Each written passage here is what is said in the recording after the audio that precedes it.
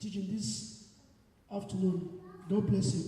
And I pray that the Lord will water you in the mighty name of Jesus. Amen. And quickly, I said a few weeks ago, when I said the topic, I said, for God, His own part is for us as believers to be fruitful. It's for us as believers to be fruitful. He said in Genesis chapter 1 verse 28, He said, be fruitful and multiply. That is His own agenda for us. And for us as Christians, for us to key into this promise, we have our own part. I said something during the week in James chapter 2 verse 17. He said, faith now without works is dead. Though He promised us, but we have our own part to play. And we picked an example from the Bible. I said we want to learn from the life of Joseph. Joseph, the first man that I mentioned, that Joseph was responsible. The first time they mentioned Joseph in the Bible, in Genesis chapter 37, verse 2, the Bible says, and these are the sons of Jacob. And Joseph was 16 years old, and he was in charge of his father's flock. So from the beginning, Joseph was responsible. And for God to be involved in your life, you must also be responsible. It is your attitude that will determine your attitude in life. I was reading the book of Deuteronomy chapter 2, verse 7. And the Bible says, and the Lord will bless the work of your hand. Not your sleeping. Not your snoring. The Lord will bless the work of your hand. So if you are not working, the Lord will not bless anything. So Joseph was responsible. The Lord will bless the work. I'm tired of Christians complaining and complaining. You must do something for the Lord to bless. Deuteronomy 2, verse 7. And I mentioned the second point that Joseph received a clear vision from God from the beginning. Genesis chapter 37, if you read from verse 7 to 9, the Bible says, and Joseph told his brothers that while in the field, I saw a vision. While binding the sheaves, mine was standing, and yours was round about, and they bowed down. And in verse 8, his brother said, what do you mean? Do you mean we are going to bow down before we are going to worship you? And he said in verse 9 of that Genesis 37, he repeated, he said, I saw the moon, the stars, and they what? They bow down before me. So what he saw and what he received from God is a claim to not his own agenda. Many people are running their own agenda. If the vision is from God, then God will give you the provision. He passed through the pit, the prison, but at the end of the day, he got to the palace. Why? Because God gave him the vision. That Genesis chapter 37, from verse 7 to 9. God gave him the vision. Even the Bible says, as starting from that time, his brothers, they hated him so much. I'm here to tell you that if you have a vision from God, it doesn't matter what people are saying. Because your vision is from God, that vision will surely stand. Amen. I want to hear your amen. Amen. Because that vision is from God, the vision will surely stand. Joseph was responsible. Joseph got a clear vision from God. And when number 3, the Bible said, Joseph was godly. He was godly. I said in Matthew 10:33, he said, if you deny me here, I'm going to also deny you over there. So everywhere Joseph went to, Joseph is always quick to acknowledge God. When Pharaoh called him, come and interpret my dream, he said, I'm not the one to interpret your dream. It is God that will interpret. He's always willing to give glory back to God. And I said, many of us will walk at a place where they don't even know you are a Christian. Many of us here, they don't even know whether you are a Christian or Muslim or you are a beggar. You are not even in the middle. You are not up, you are not down. People should know where you belong to. Praise the Lord. Joseph was godly. Many Christians, like I just said this morning, we want to advance. We want God to act to our life. We want to be fruitful. But we must be willing to represent God anywhere at any time. Joseph is always referring to God. He's not willing to share the glory of God with God. Praise the Lord. So you must be godly. You must be responsible. And you must have a clear vision from God. Just like Joseph. Praise the Lord. And point number 4, I mentioned last week, I said, Joseph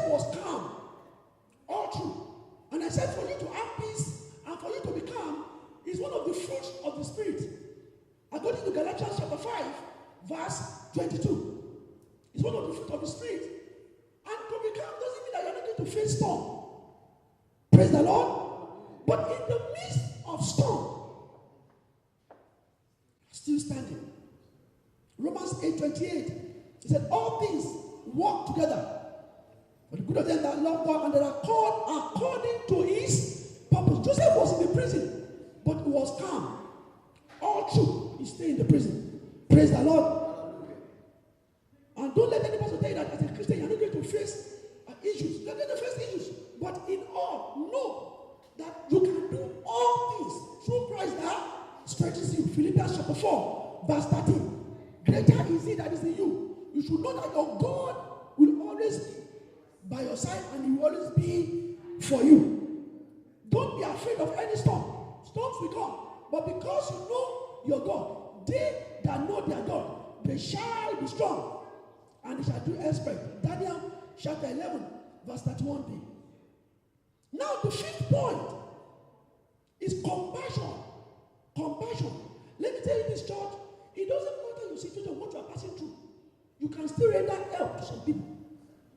Praise the Lord. Joseph was in the prison. If you read Genesis chapter 40, from verse 8 to 22, he was in the prison and he was interpreting dreams. The fellow prisoners came to him. He was still there to show compassion to them, to interpret their dreams. Many of you, if you are in any situation, all you do is to complain and grumble and murmur. Even in this situation. So for you to advance in life, just like Joseph, from the pit to the prison to the palace, you must have compassion. Show people love. Many of you see people in need. He said, because I have like 2 shoes, I can. Some are working with just ordinary. Learn to give. Learn to show love. Learn to be compassionate. Don't be too rigid. Don't turn yourself to glue. Some of you have things in your wardrobe, clothes, for a year now. For a year, you don't even. It's a local area. But we have others, even in church, that you say, this brother came with this t-shirt last week Sunday. She came with this shoe. And that means I need to play this for you. Show compassion. You have some people that are not working. Joseph was in the prison. He didn't complain. He was there. And also help others. Even Jesus. Luke 23, verse 34. While the meeting was going on, he said, Father, forgive them.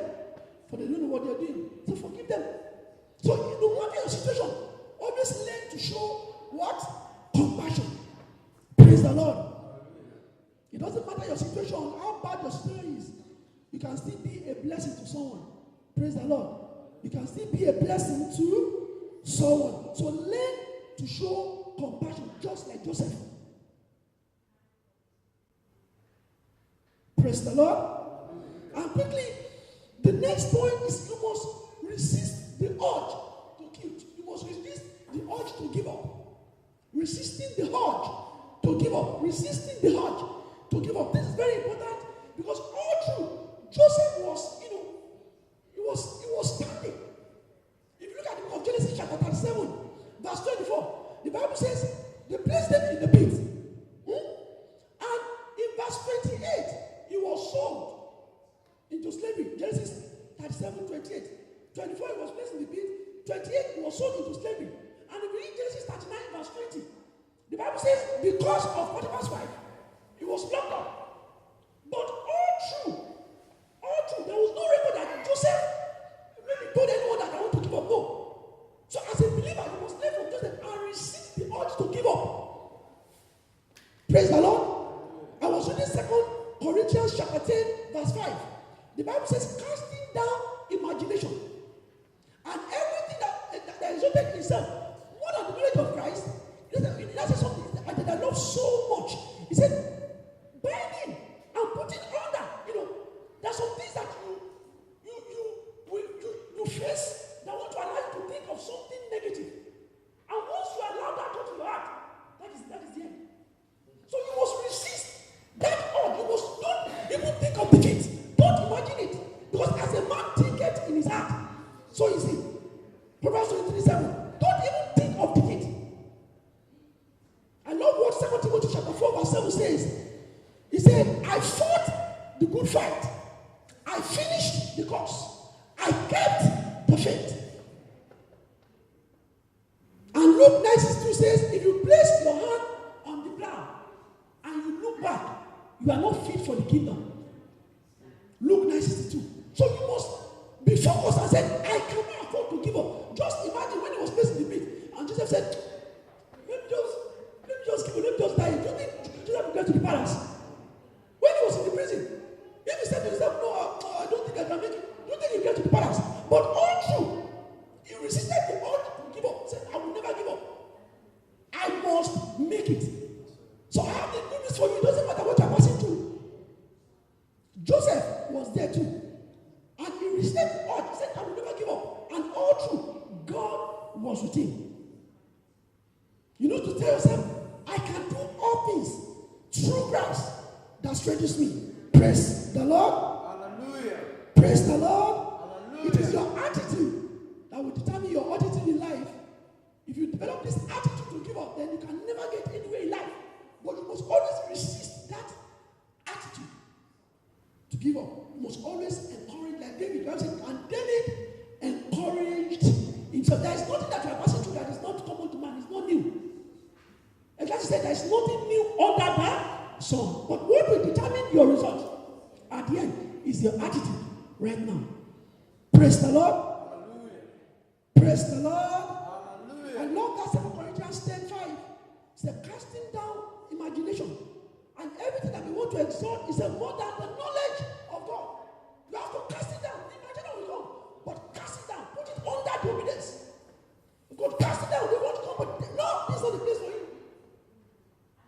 I am for God, and greater is he that is in me than he that is in the world. It is not wrong for you to feel like, but you must tell yourself that victory is your portion. And I declare into your life that victory will be your portion in the mighty name of Jesus. Amen. And the truth is that even if you want to advance to the top, when you get to the top, you must still continue to fight.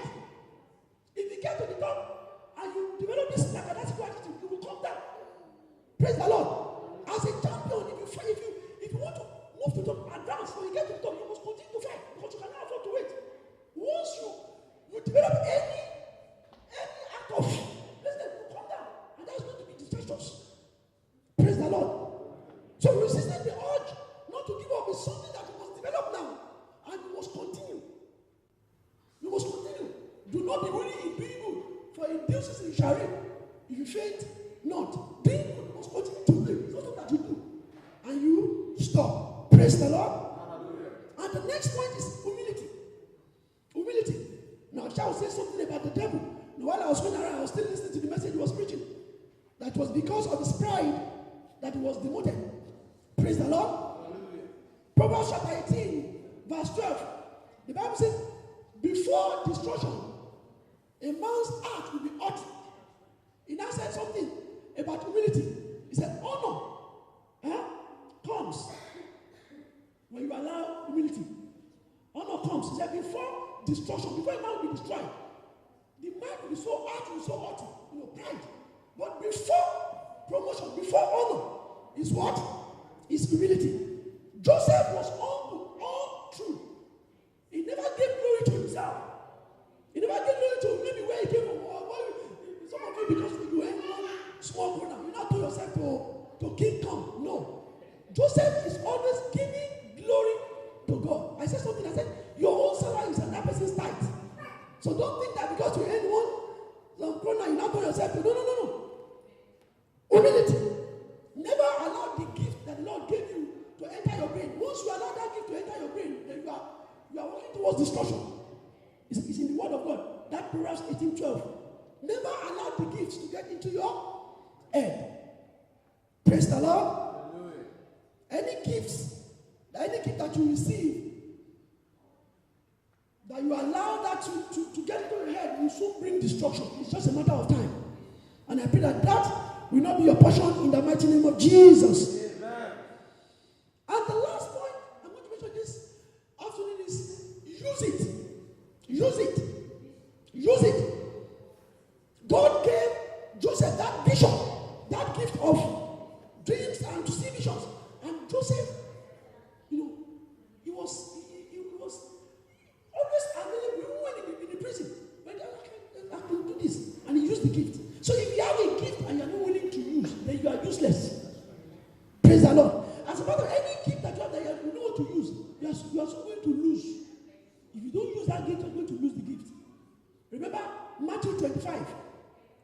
verse 20 to 30. He gave one 5 talents, one 2, another one 1. The one with 5 multiplied talent, and his own talent became 10. The one with 2, 4. The one with 1, you are not a good master. You want to read where you know so. And the Bible says in verse 30 of that Matthew 25, he said, that servant that was unfaithful was sent out. He said, you unfaithful servant. You unfaithful servant. And he said, the master took it and he gave it to the one with 10. Praise the Lord. So you must use the gift. You know, Joseph, at every point when he was in the prison, he used the gift. On getting to the palace, he used the gift. And the more you use, the more God will place in your care. And as a matter of fact, the Bible says something in the book of Proverbs, chapter 18, verse 16. It said, a man's gift will make room for him. Not only that same gift will present him or her before great people, before people that matters. So until you use that your gift, there's no room for you. Praise the Lord. Until you use that gift, there is no room for you. If you read all through the Bible, that Genesis chapter 40, 41, and not to 42, Joseph is always able to use his gifts. Okay? You have this. Okay, I can interpret this. You have this. I can. Many of us, we have gifts and we just sit down without using the gifts. That room, that door that you want God to open, is waiting for you to use that your gift. And until you use that your gift, no room and no door for you. I pray that the Lord will open our eyes in the mighty name of Jesus. Amen. I said, Lord will open our eyes in the mighty name of Jesus. Amen. So, note this. I said, Joseph was responsible. If you want to advance in life, you must be responsible.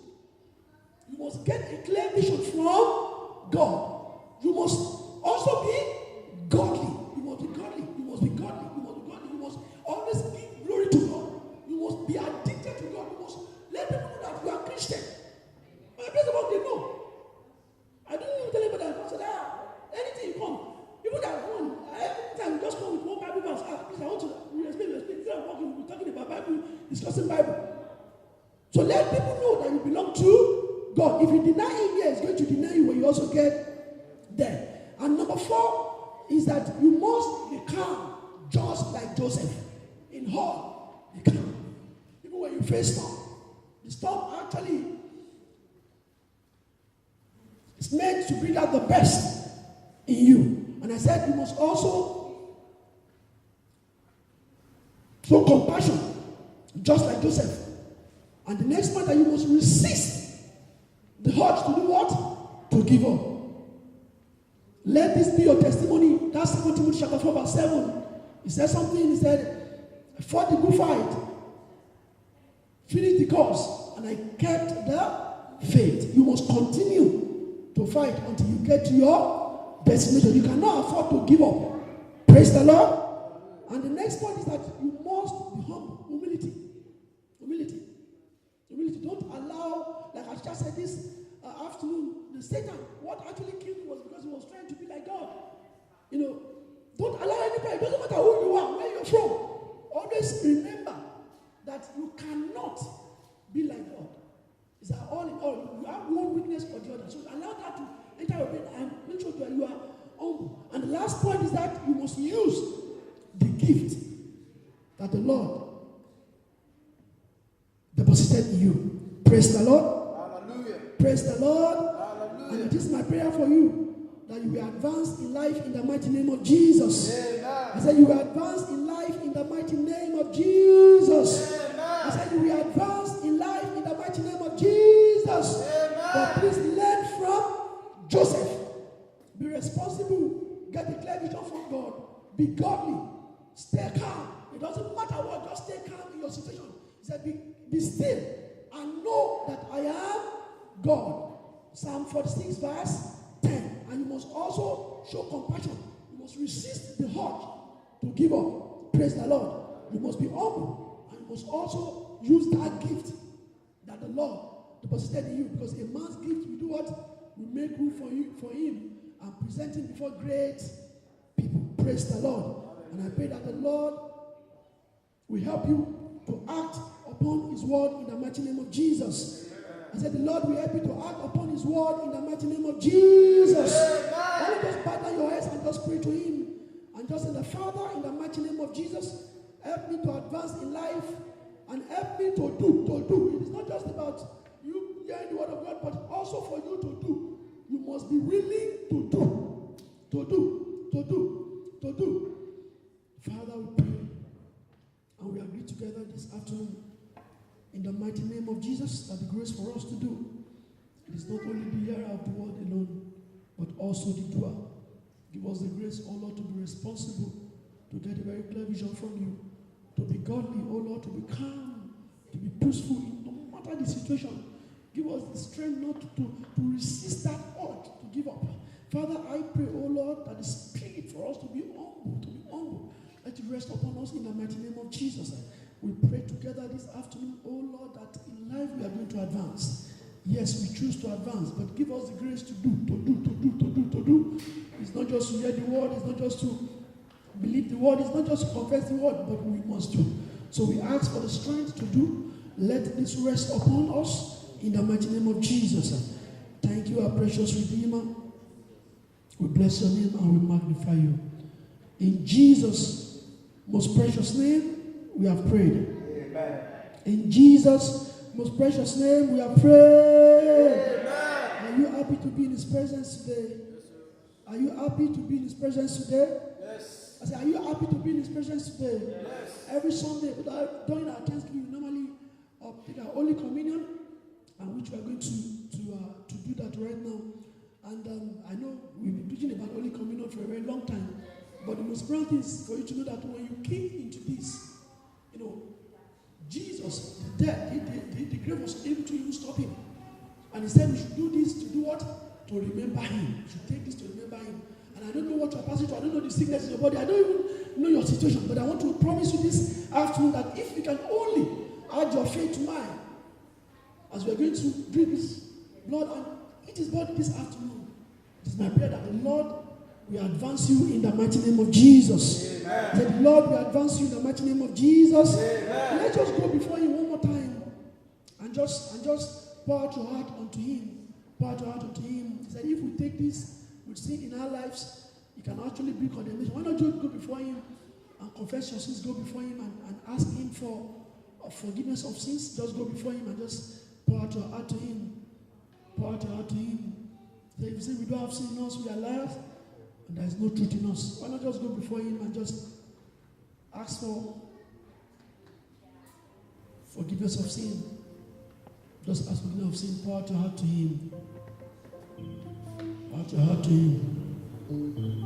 Father, we exalt you this afternoon. We magnify you. We glorify you, Lord. Come before you as we are going to drink the blood. Eat your flesh, O Lord, this afternoon. Everything that is not of you in our lives, we will remove in the mighty name of Jesus. And let your blood and your body bring power and bring advancement into our lives. Thank you, our precious Redeemer. Bless your name. Precious blood of Jesus. Precious blood